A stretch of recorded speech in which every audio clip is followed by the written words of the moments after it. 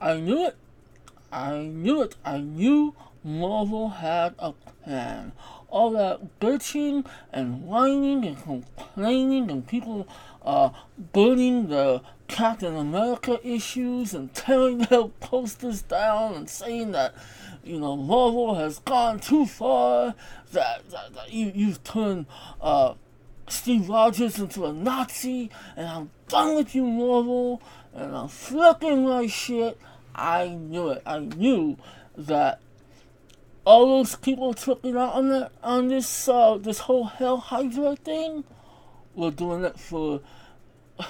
I knew they were doing it prematurely. The controversy of issue number one for Captain America, Steve Rogers. You get a really good story. I finally read it. Would have read it a long time ago, but because I was catching up with Avengers Standoff and a bunch of other comics, I finally got around to reading issue number one.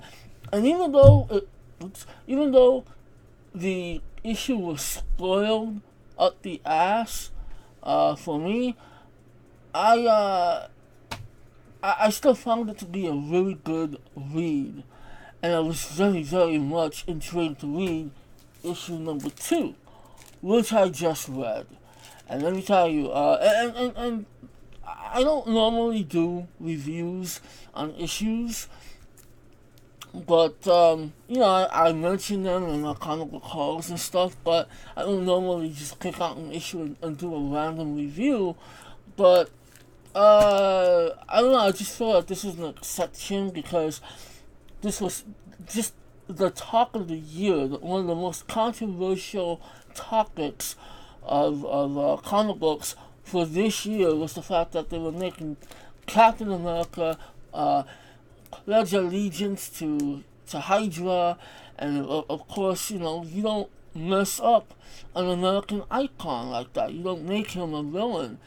But I knew that, and only a true comic book lover or somebody who respects superhero lore would really understand that even though, yes, Captain America goes beyond just being a comic book character, he's essential to American culture. But it's like, come on, people. We know that this is all a ruse. This is all some kind of sinister plan, and it was all orchestrated by the Red Skull himself. Now, I'm so glad I read Avengers Assault,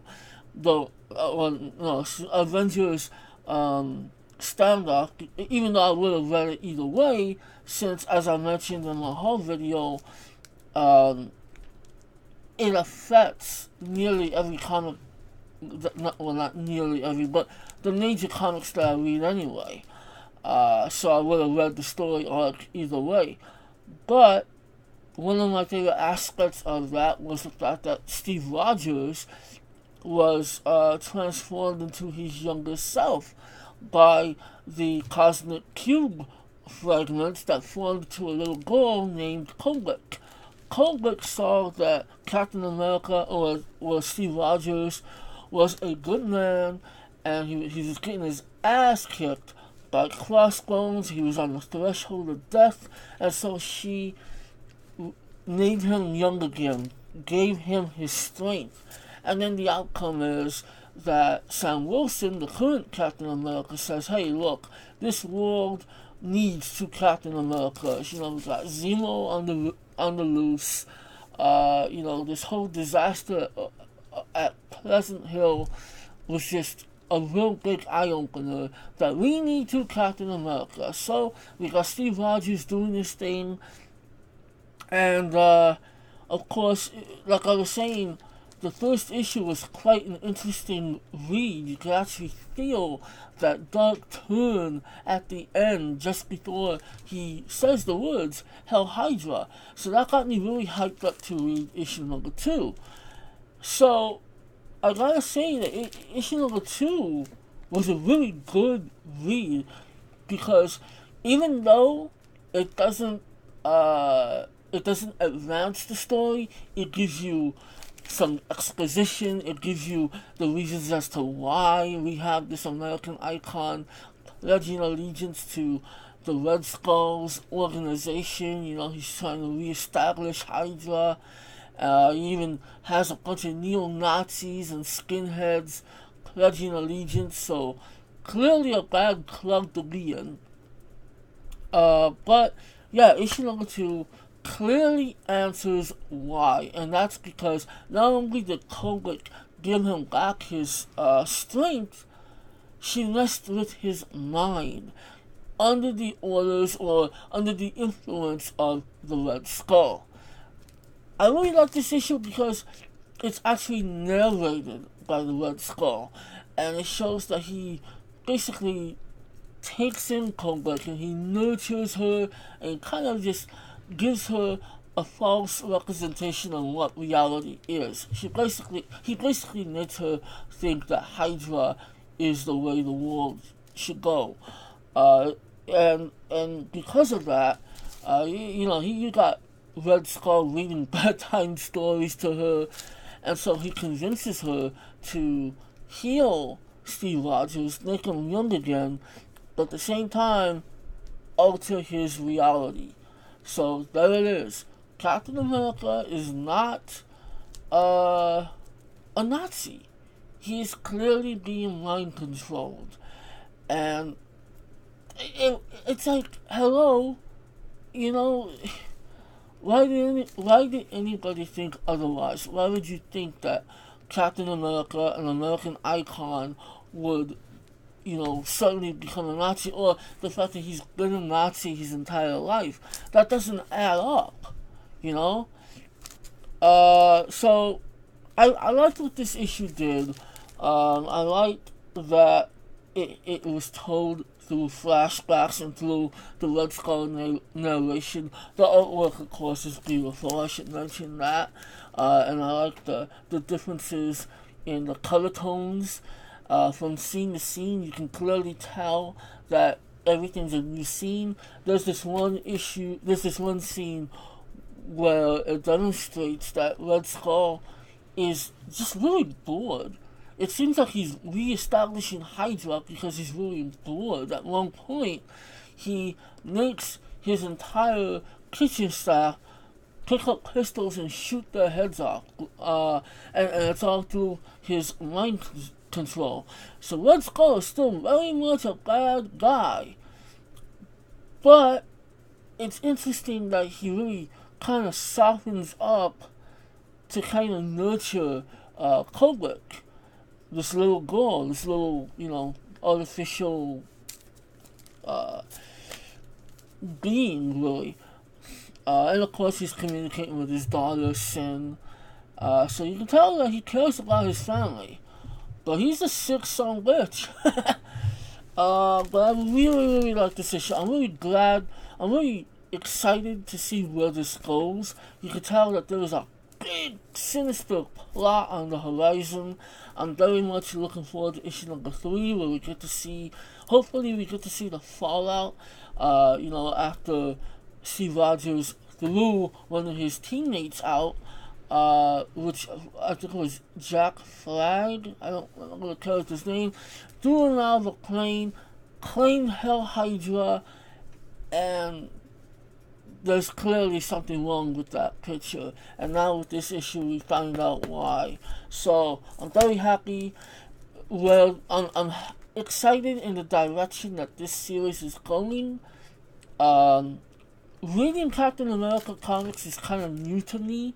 I would love to go back and read some of the classic comics and even stuff from like the last 5 years, but I'm still kind of a noob, I feel, with these issues, with this series. I like Sam Wilson, but of course Steve Rogers is the Captain America. So I love that they're taking this iconic character and they're putting him in this situation where he can't control himself. He's doing some very bad things, and I can't wait to see where this goes. And I kind of hope that we at least he doesn't at least wake up from this alternate reality for at least, let's give it about 4 issues.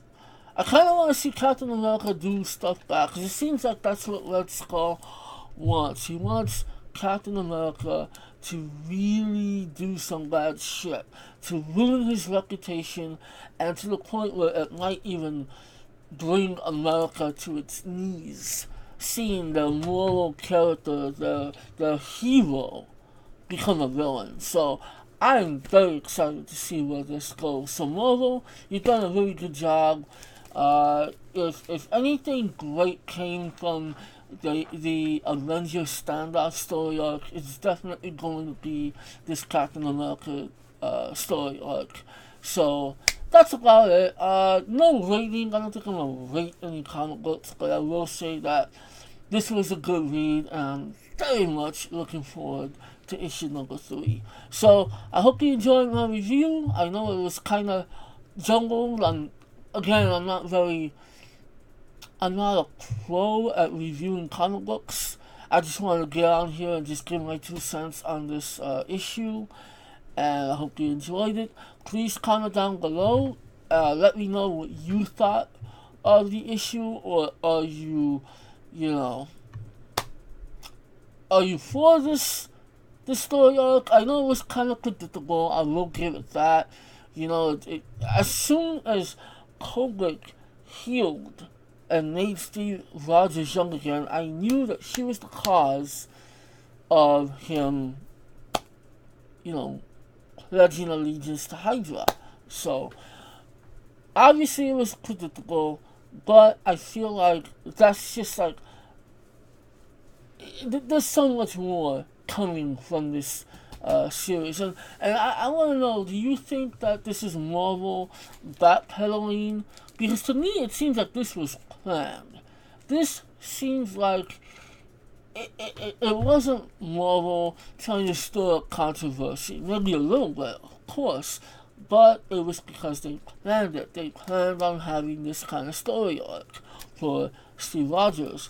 But what do you think? Do you think that this is a good direction to go in? And do you think that those people who flipped their shit out of the whole controversy, do you think that those people are fools? And do you think that they totally jumped the gun? Whatever you want to discuss, put it down below, and I will see you guys when I see ya. So, peace out, and yeah, that's about it. What's it?